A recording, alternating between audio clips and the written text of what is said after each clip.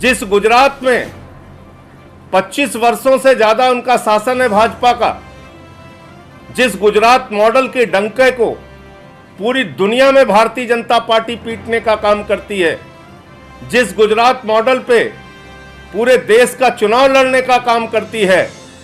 आज उस गुजरात मॉडल का चेहरा पूरी तरीके से बेनकाब हुआ है। गुजरात के हाईकोर्ट की टिप्पणी है कि गुजरात की स्वास्थ्य सेवाएं डूबता हुआ टाइटैनिक जहाज है, कि भारतीय जनता पार्टी के नेताओं को चुल्लू भर पानी में नाक रगड़ लेना चाहिए। अब भारतीय जनता पार्टी में अगर जरा सी भी शर्म और नैतिकता है तो उनको दिल्ली की जनता से माफी मांगनी चाहिए। बहुत ही महत्वपूर्ण निर्णय माननीय उच्च न्यायालय के आए हैं, एक दिल्ली माननीय उच्च न्यायालय का और एक गुजरात माननीय उच्च न्यायालय का, और इन दोनों आदेशों से भारतीय जनता पार्टी की ओछी और घटिया राजनीति का खुलासा हुआ है। दिल्ली में लगातार भारतीय जनता पार्टी के नेता सवाल उठा रहे थे, इस कोरोना संकट के समय में दिल्ली सरकार की कोई मदद करने के बजाय, दिल्ली सरकार का कोई सहयोग करने के बजाय लगातार सवाल उठा रहे थे कि कोरोना संकट के कारण जिन लोगों की मृत्यु हुई है उन आंकड़ों में दिल्ली सरकार हेराफेरी कर रही है। ऐसा घटिया आरोप, ऐसी ओछी राजनीति, और उसमें लेके कभी एमसीडी के मेयर का बयान आ रहा है, कभी भाजपा के नेताओं का बयान आ रहा है। कोई कह रहा है 1000 मौत हो गई, कोई कह रहा है 1500 मौत हो गई। आप दिल्ली की जनता को भयभीत करना चाहते हैं, दिल्ली की जनता को डराना चाहते हैं, मौत के आंकड़ों पर भी गंदी राजनीति कर रहे हैं। कल माननीय उच्च न्यायालय ने जो आदेश दिया है, जिस प्रकार से याचिका को खारिज किया है, मौत के आंकड़ों पर जो याचिका दायर की गई थी, उससे यह साफ हो गया है कि भारतीय जनता पार्टी दिल्ली के अंदर कोरोना में मौत के मामले में भी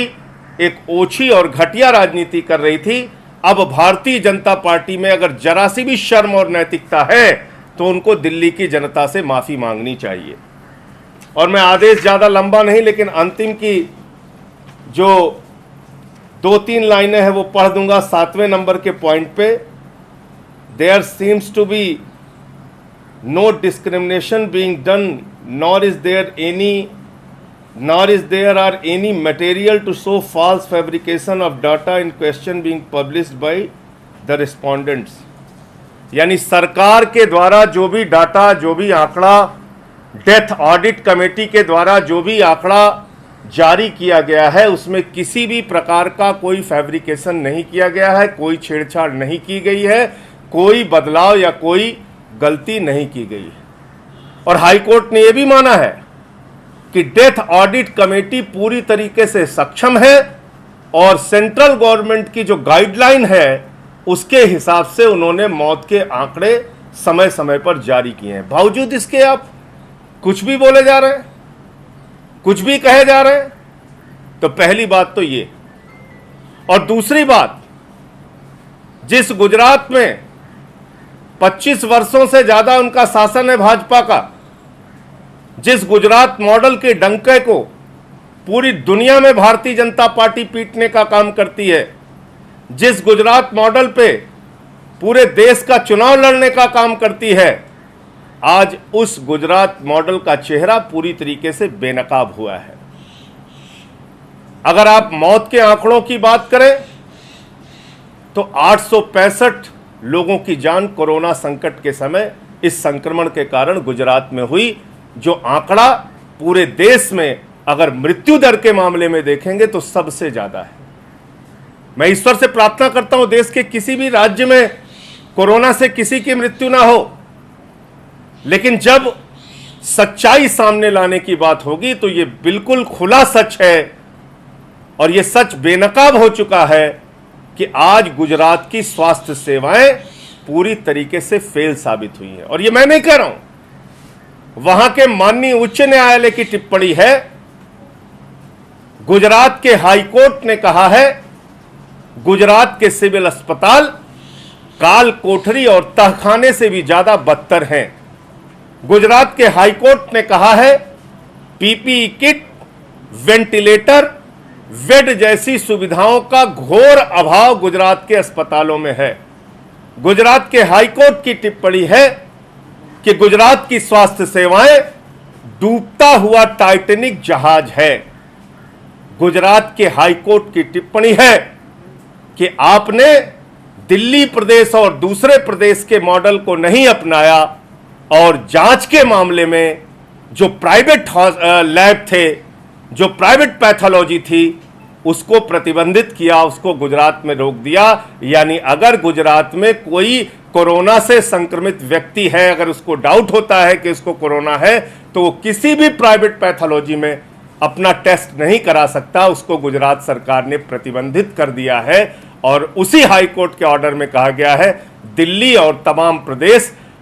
प्राइवेट लैब में जांच कराने की अनुमति देते हैं, तो आप अनुमति क्यों नहीं दे रहे? ये गुजरात के स्वास्थ्य मॉडल के बारे में माननीय उच्च न्यायालय की टिप्पणी है। और इसके बाद मुझे लगता है कि भारतीय जनता पार्टी के नेताओं को